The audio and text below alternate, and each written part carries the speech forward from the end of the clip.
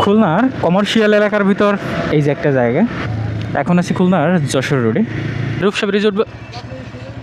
সোজা যে ডানে যাবো না ভাই? আচ্ছা ঠিক আছে, থ্যাংক ইউ।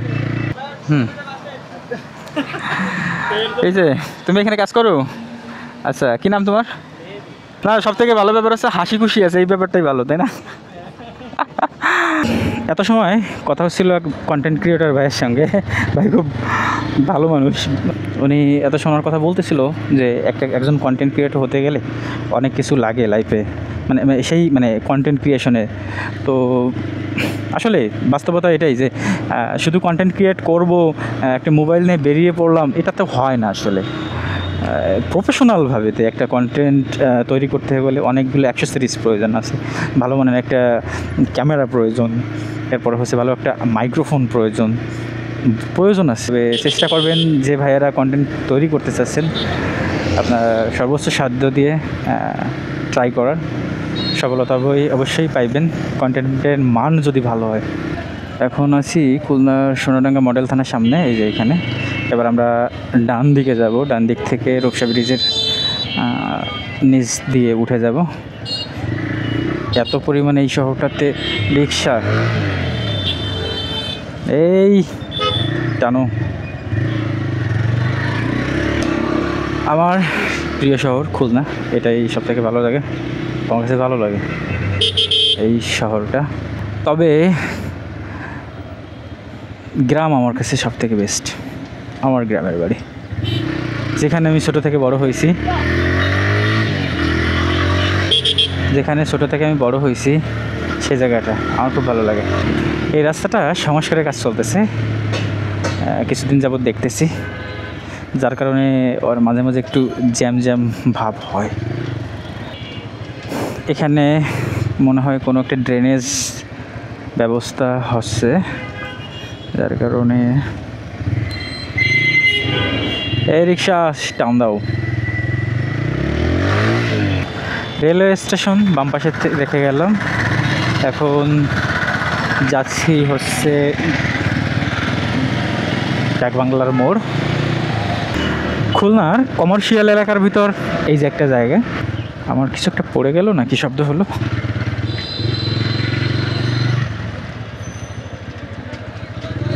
এটা হচ্ছে খুলনার ডাকবাংলা। মেইন সবগুলো হচ্ছে এইদিকে বাম দিকে, আর ডান দিকেও আছে, তবে বাম দিকে সব থেকে বেশি। আমার দুপুরবেলা ক্ষুধা লেগেছে এখন, কিন্তু কি খাইব?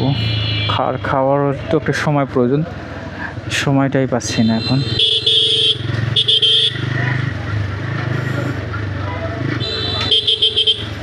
খুলনা সব থেকে ভালো কারণ কি জানেন? এখানে অতটা জ্যাম হয় না, অন্য শহরের মানে তুলনায় খুব কম হয়। হ্যাঁ, আপনি বলতে পারেন খুলনা তো ছোটো, অতটাও ছোটো না। আপনার ঢাকা তো বিভাগীয় শহর, সেজন্য এটা বড় হবে, এটাই স্বাভাবিক। কিন্তু এটা অতটাও ছোটো না,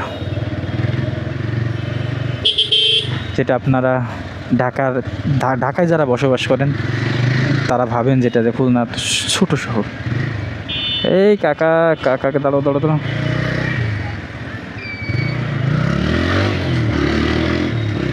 খুলনা মেট্রোপলিটন।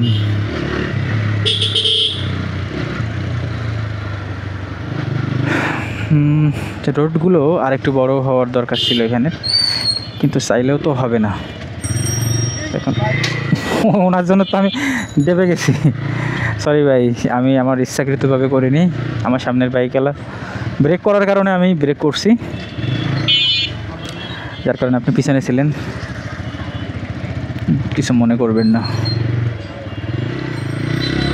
এই যে একটা খুলনার বিশেষ জায়গা হাতিস পার্ক, এখানে সব ধরনের মানুষ আসে যায়, ফ্যামিলি এখানে সময় কাটায়, ফ্রেন্ডস ফ্যামিলি সবাই এইভাবে আর কি। এখন আছি খুলনার যশোর রোডে,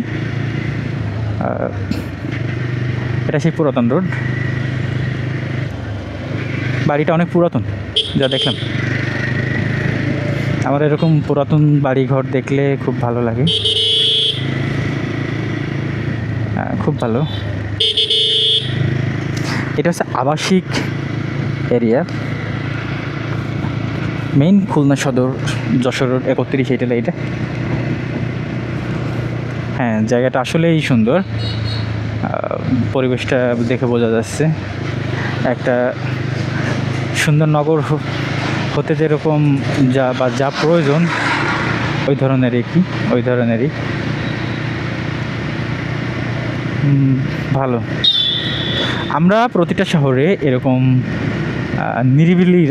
নিরিবিলি রাস্তা খুঁজি, চাই।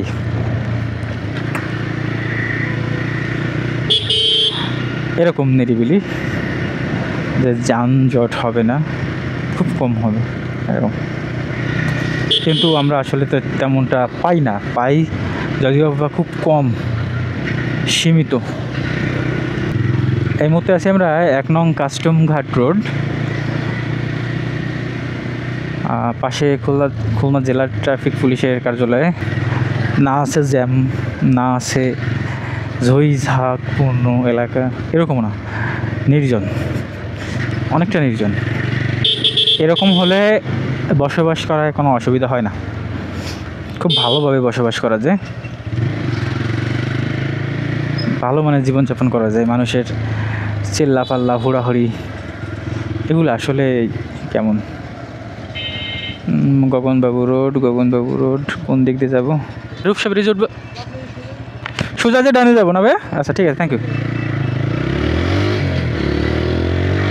আমি হঠাৎ করে ভুলে গিয়েছিলাম, আমার মনে হচ্ছিল ডান পাশের গগনবাবু রোডটা হবে।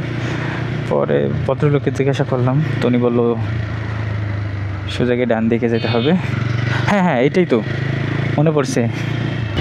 তবে এই ব্যাপারগুলো একটু সচেতন হওয়া উচিত সিটি কর্পোরেশনের।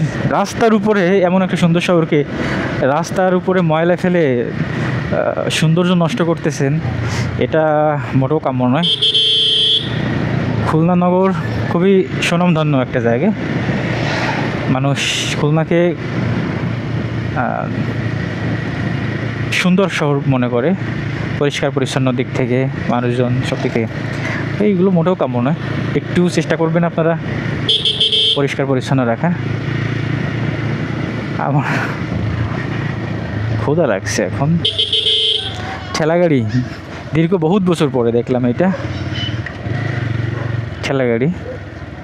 ছোটোবেলা দেখতাম এখান থেকে যখন যাইতাম মামা বাড়ি আবার খুলনা, তো যখন খুলনা দীর্ঘ বহুত বছর পরে দেখলাম মামা বাড়ি খুলনায়, যার কারণে এখান থেকে চলাফেরার সময় ছোটোবেলায় দেখতাম ঠেলাগাড়ি।